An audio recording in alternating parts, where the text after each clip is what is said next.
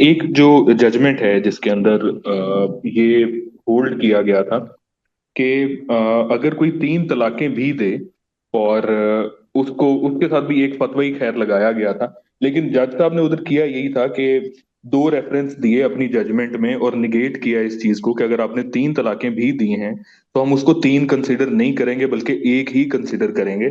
और दो रेफरेंस से, एक कुरान का कि कुरान में ये तरीका बयान किया गया है, और दूसरा रेफरेंस उन्होंने दिया यही जो मुस्लिम फैमिली लॉ ऑर्डिनेंस में एक शिक है उसका।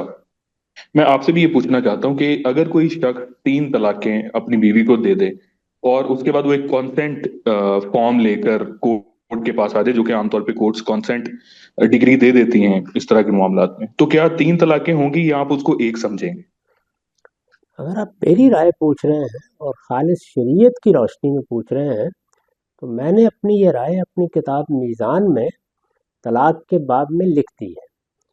अभी हाल में अपने बाद इज्तिहादी इतलाक़ात के बारे में गुफ्तगू करते हुए मैंने उसकी मज़ीद वजाहत की है।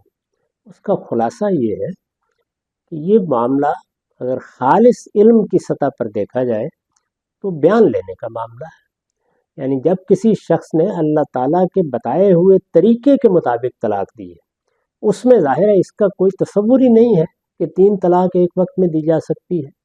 अगर अल्लाह ताला के बताए हुए तरीके के मुताबिक तलाक दी है तो वो तलाक हो जाएगी।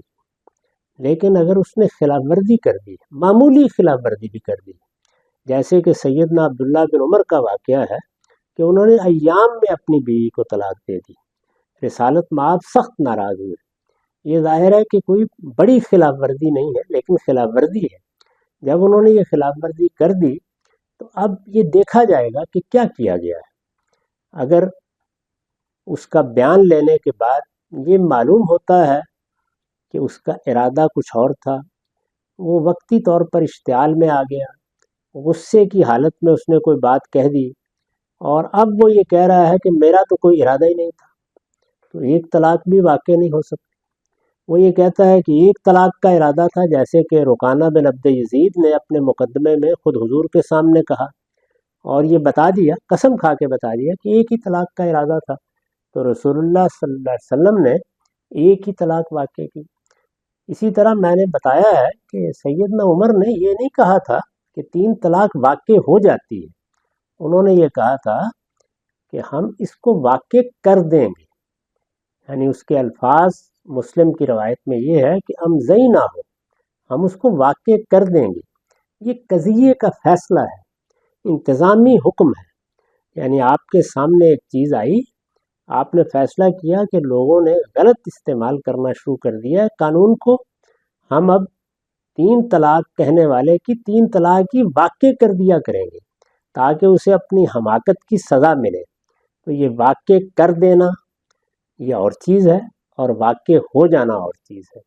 तो मेरे नज़दीक जब तक अल्लाह ताला के बताए हुए तरीके के मुताबिक तलाक न दी जाए, कोई तलाक वाक़ई होती ही नहीं। यानी ये बहस ही बिल्कुल बेमानी है।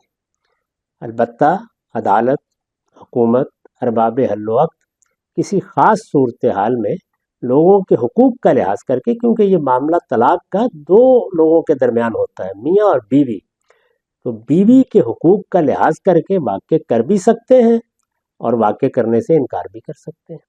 ये दोनों इम्कानात मौजूद हैं और इल्मी लिहाज से मौजूद हैं। उसकी मैंने बारहा मिसाल भी दी है कि जब कानून की खिलाफ वर्जी हो जाती है तो फिर हमारे पास कुछ सवाबदीद पैदा हो जाती है। जैसे अगर एक आदमी अपने जेब में लाइसेंस या इजाज़तनामा लिए बगैर गाड़ी चलाता है तो कांस्टेबल उसको रोक लेता है, उसने कानून की खिलाफ वर्जी की है। वो ये भी कर सकता है कि उसे कहे जाओ घर से जाके लाइसेंस दिखा दे। ये भी कर कर सकता है कि ये कहे कि आइंदा ऐसा ना करना और तंबीह कर दे। ये भी कर सकता है चालान कर दे और कहे कि मैं तुम्हारी ये बात कबूल करने के लिए तैयार नहीं हूँ। तो यहाँ ये जो कुछ सवाबदीद पैदा हुई है, ये इल्मी अकली लिहाज से बिल्कुल दुरुस्त है।